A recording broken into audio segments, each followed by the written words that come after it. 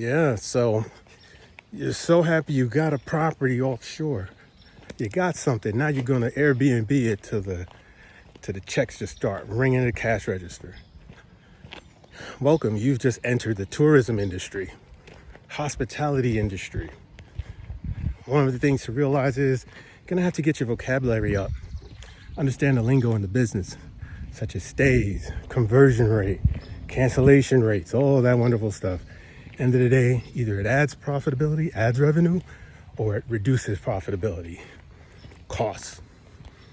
Another thing is you got to understand the larger market that you're participating in, especially if you're doing offshore for that country, the city, the local area. What are the attractions? Are they seasonal or year-round? All that is going to impact the pricing and the level of demand for people who want to stay in that area or in your particular property. And with all of that, in a day, you wind up having to decide, hey, is this really going to rent and have a high occupancy rate? Or is it going to be partial and seasonal? And when is the best time for personal use versus letting the market run with it and increase your revenues? So all of those are points you got to consider. One of the things though, is a word of caution. Over the next 2 years, we're going to see a lot more volatility in hospitality industry, in Airbnbs, in vacation rental, in the whole kit and caboodle. Why? Because economic downturns are happening, they're already in progress, and that impacts people's vacation plans for the next 6 months, years, etc.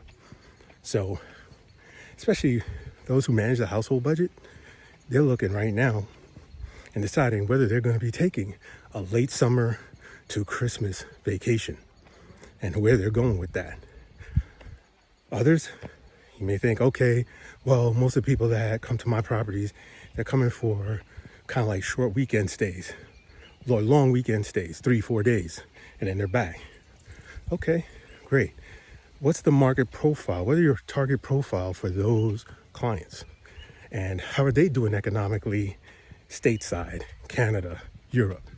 Are they traveling as frequently as they once did? If they are, cool. You got some market, got some room to run with.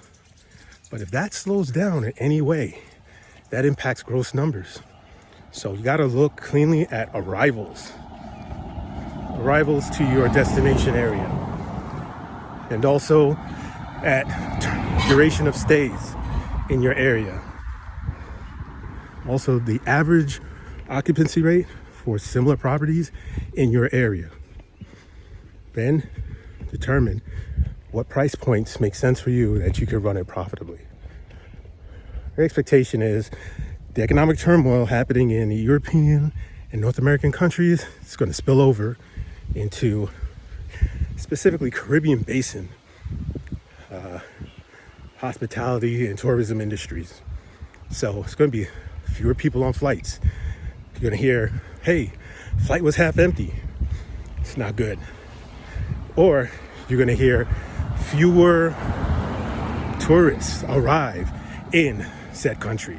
Jamaica, Dominican Republic, Cayman Islands, Bahamas. Take your pick. Any of those countries, Colombia. It's like all of them.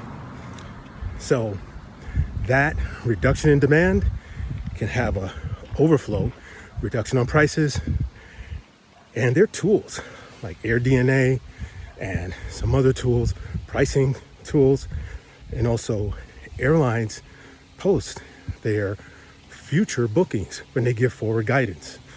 So you could see, hey, wait a minute, the airlines that service the island where I have my offshore Airbnb are saying they're expecting passenger volume to go down 20% over the next 3 months. What can you anticipate?